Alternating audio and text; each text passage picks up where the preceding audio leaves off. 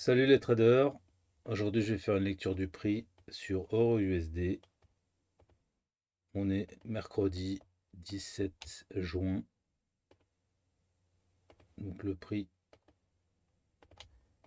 il a gentiment baissé aujourd'hui jusqu'à péter à la baisse. Il a pété à 20 heures, bien comme il faut. Ok, et auparavant il nous a fait une hausse. Alors on va essayer de comprendre et voir ce qu'il y avait à faire. Si on avait pu choper cette baisse, dis donc.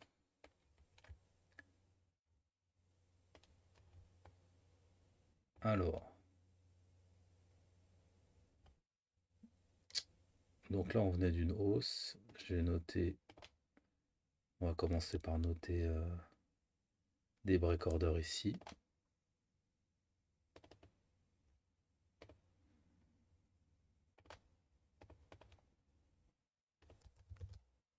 Avec, on va mettre stop, on va en mettre là.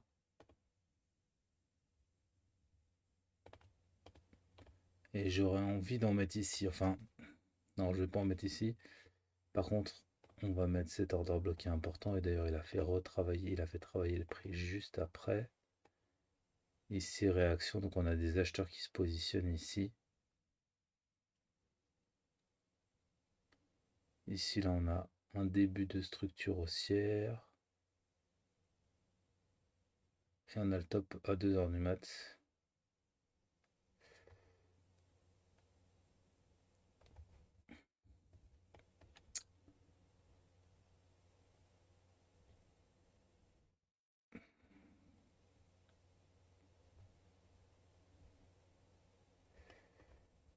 Bon, ça a retravaillé, puis c'est reparti à la baisse, ça a recassé la structure. Euh,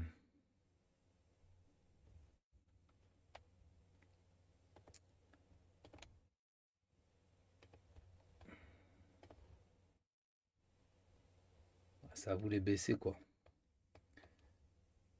Où est-ce qu'on aurait pu rentrer? Déjà, il aurait fallu qu'on ait basculé baissier, qu'on soit baissier. Pourquoi est-ce qu'on serait passé baissier? Je vais remonter un peu, je vais remonter en 1 heure pour y voir un peu plus clair. Ah oui, ouais, donc l'order flow il est baissier. Donc là, on a fait impulsion correction. Et donc la fin de la correction, c'était lundi. Bah oui.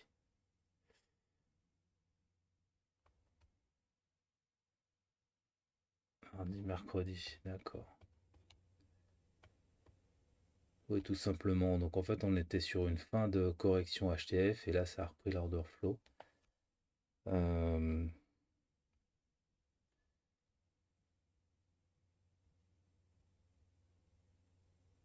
Ah oui, c'est intéressant. On a eu impulsion lundi, correction baissière mardi, impulsion haussière et cette impulsion haussière de mardi, elle n'a pas abouti. Donc étant donné le contexte, où est-ce qu'on était en fin de compte, bah c'était comment dire, la hausse était terminée, le basculement, bon bah ça a été la reprise de la direction baissière, donc finalement c'est similaire à ce mouvement-là qu'on avait quoi. Quand ça reprend dans la direction principale, ça fait pas semblant quoi. En HTF. Bon, ceci dit, comment est-ce qu'on. C'est facile une fois que ça a eu lieu, mais comment est-ce qu'on pouvait jouer ça? Euh,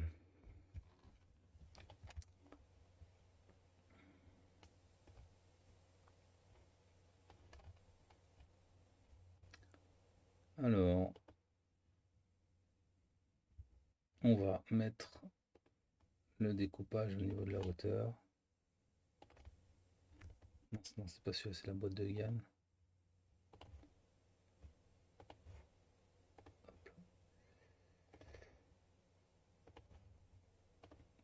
Mais non, c'est pas celui-là.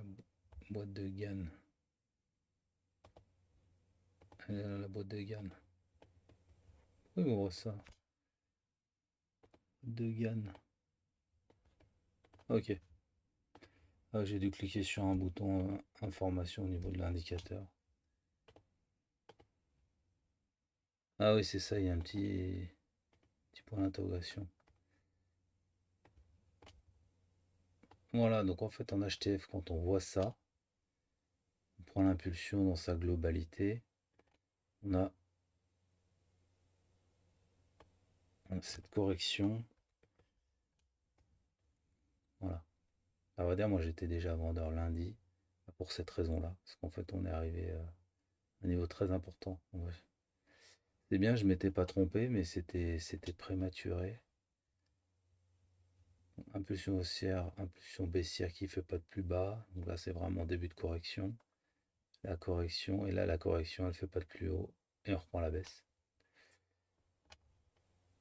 Donc on a atteint les 50%. Ici, ça a tout comblé. Je vais redescendre un peu en 15 minutes. Donc en fait, on avait ce contexte HTF qui nous donnait voilà, cette pression vendeuse. Maintenant, quand on rentre en position, quoi. Bah, je pense qu'il y avait quand même un risque que ce soit pris ici, là, qu'il y ait un plus haut que soit fait. Mais il y a toujours ce doute. Mais sinon, globalement, on avait ça, la première impulsion baissière. Enfin, donc c'est une correction baissière, mais bon, derrière, ça n'a pas fait plus haut.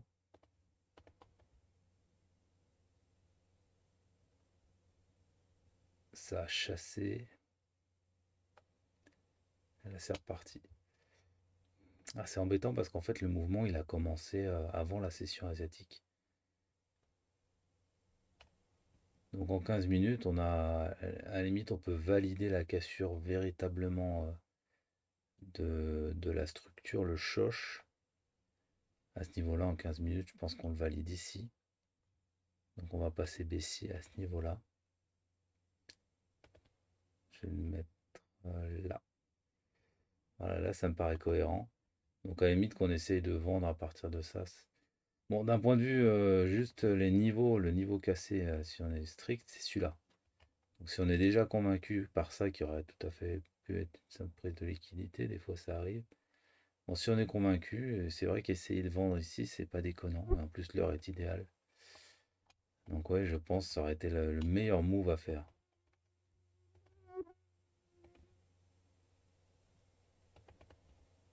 Parce qu'en fait, on a ça. Impulsion, correction, impulsion.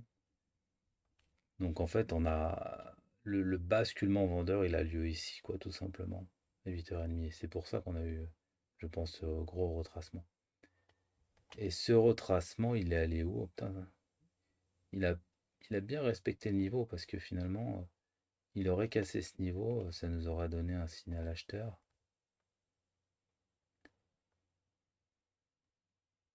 Il l'a respecté. Donc retracement. Bah, on va dire, je dis ça, mais dans certains cas, avoir un signal acheteur, ça aurait pas été déconnant, au contraire, parce que ça aurait fait rentrer, ça aurait fait sortir des vendeurs, rentrer les acheteurs. Mais là, faut dire, à mon avis, il y avait peut-être tout simplement pas de vendeurs, donc c'était même pas nécessaire d'aller plus haut.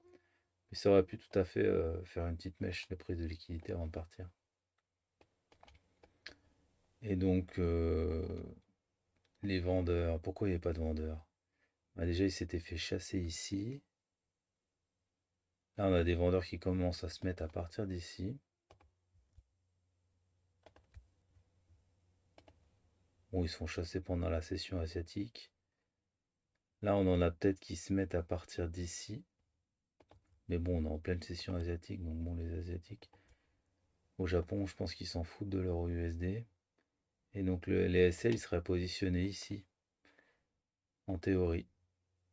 Ah, pour le coup, il n'y a pas dû y avoir de vendeur qui s'est mis parce que vraiment, sinon, je pense que le prix, il serait allé chercher plus haut. Euh, Ouais, il y a bien ce niveau qui est cassé, donc ouais, je me trompe pas, c'est bien ce niveau-là. Le niveau pour les vendeurs, des braqueurs. Et même là, c'est drôle parce qu'en fait, avec cette nouvelle cassure, on a ce nouveau niveau et il n'a pas non plus été pris. Pourtant, le niveau, il a eu lieu à 8h30. C'est presque dommage parce que là, ça aurait fait vraiment un beau modèle 10 pour rentrer. Donc, il n'a pas eu lieu ce modèle 10. Donc, on est en 15 minutes. Donc, c'est ce mouvement-là. Tac, tac. Donc, on le voit bien, clairement, mais bon, où entrer exactement? Non, dans le fond, il n'y a pas eu y a pas eu de manip, c'est pas plus mal. Mais bon, il y aurait pu en avoir une. Donc sinon, voilà, on met tout simplement. Non, c'est pas celui-là que je vais mettre. C'est plutôt celui-là. Ah oui! Ah, c'est intéressant. Le niveau qui a été pris, mine de rien, c'est celui-là. Effectivement. En fait, euh, en fait, les vendeurs qui sont rentrés à la cassure de ce niveau, ils ont mis leur stop loss non pas là-haut, mais ils l'ont mis sur au-dessus du premier order block. Et ça, par contre, ça a été pris. Donc il y a quand même des vendeurs qui ont été pris à ce moment-là. Ce qui nous donnait vraiment l'information manquante. Donc on a eu une manip, un fort mouvement baissier, et c'est vrai que rentrer sur retracement du FVG, c'était intéressant. Donc pour le coup, je vais le noter. Le FVG, il est là. Il y en a même un plus haut, mais on va prendre le plus bas. Et on a eu un équilibrium. Donc là, on avait une position. Et c'est pile poil venu mécher sur le demi. Alors par contre, pour mettre le stop, moi j'aime pas mettre le stop là sur le... Bon, parfois ça passe. Donc on l'aurait mis par exemple sur le FVG, voire un tout petit peu plus haut. Voilà. On aurait pu rentrer en position comme ça. Ou alors ce qui aurait été vraiment bien, c'est de miser sur le fait que cet hors bloc qui saute, mais ça aurait pu aller tout à fait plus haut. Donc rentrer ici en limite. Ah, c'est sûr que là, maintenant que après coup c'est parfait, on l'aurait mis là, donc le niveau est intéressant. On aurait mis le stop là, pour le coup ça aurait marché. Là vraiment c'est une position merveilleuse, mais par contre au niveau du win rate, je sais pas ce que ça donne. On aurait beaucoup de possibilités de se faire sortir à mon avis.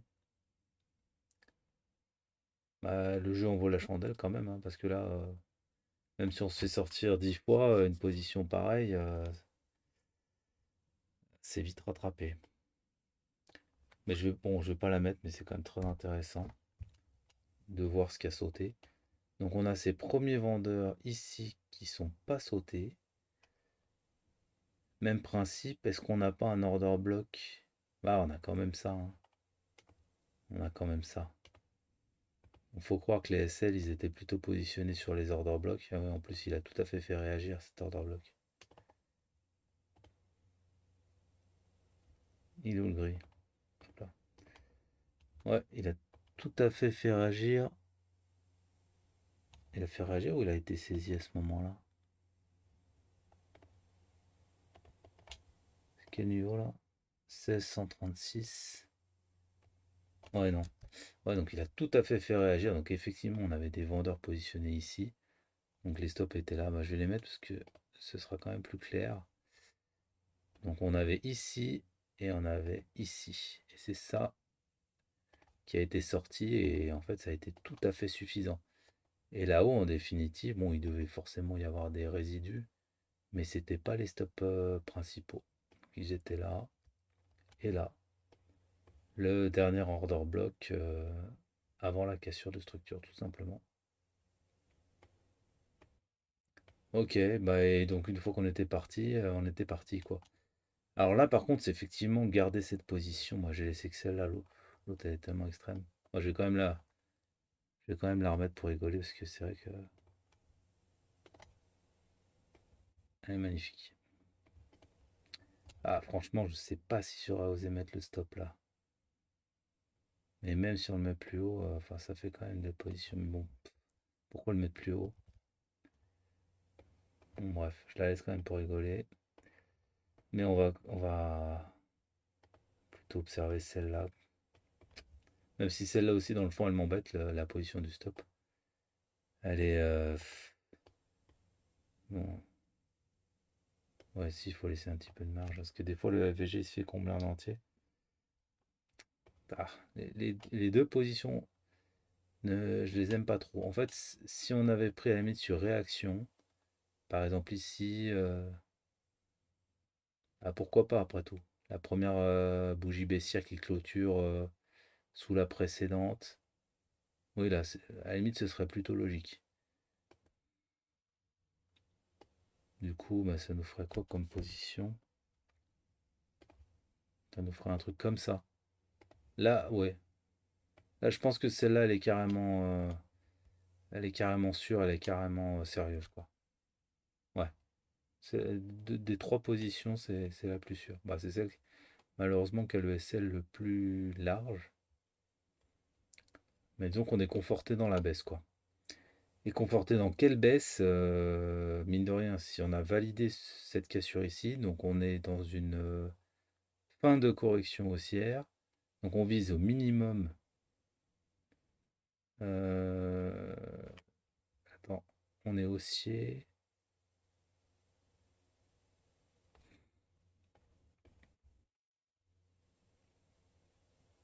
Ah, c'est un petit peu embêtant. Ah non, en fait, vu le contexte, si ça repart comme ça sans avoir fait de plus haut, il y a énormément de chances, il y a énormément de probabilités que ça casse ici, en fait. Donc, moi, c'est le niveau minimum que je viserais. Donc, ouais, on a quand même un ratio rendement risque de 11. C'est tranquille. Mais c'est logique, c'est logique, en fait, de viser plus bas. C'est-à-dire que c'est clair qu'il ne faut pas mettre le TP final là. Vu qu'on retourne dans le contexte principal et qu'on est sur un order flow baissier, si on doit être logique, c'est ici qu'on vise. Et donc là, on a un ratio rendement risque de combien? C'est trop petit. Voilà. 30, 34. Ouais, d'accord. 34 alors que j'ai pris le truc miniature. Ouais, ouais. Enfin, non, j'ai pris le truc qui était pas encore trop petit. Hmm. Ouais, ouais. Donc c'était jouable, mais c'était tricky. Et puis surtout, fallait être sur le qui-vive. Ouais. Intéressant. Je vais quand même mettre là pour rigoler, voir ce qu'on aurait pu faire en étant bien barjot. Je trouve que c'est à peu près. Ouais, si ça, je crois que ça arrive au même niveau. Juste par curiosité. 285. Ouais, ça donne envie. Ok. Bah, je pense qu'il n'y avait pas 36 positions. Alors par contre, une fois qu'on avait. Ce qui est intéressant, c'est qu'on va regarder. Parce qu'une fois que la baisse a commencé, comment est-ce qu'on aurait pu reprendre la suite? On s'est rendu compte, on s'est réveillé à 10 heures, on est en retard. Mince, l'order flow baissier, il a commencé. Qu'est-ce qu'on peut faire?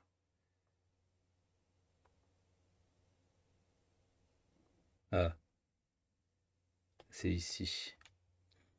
C'est ici qu'on pouvait rentrer.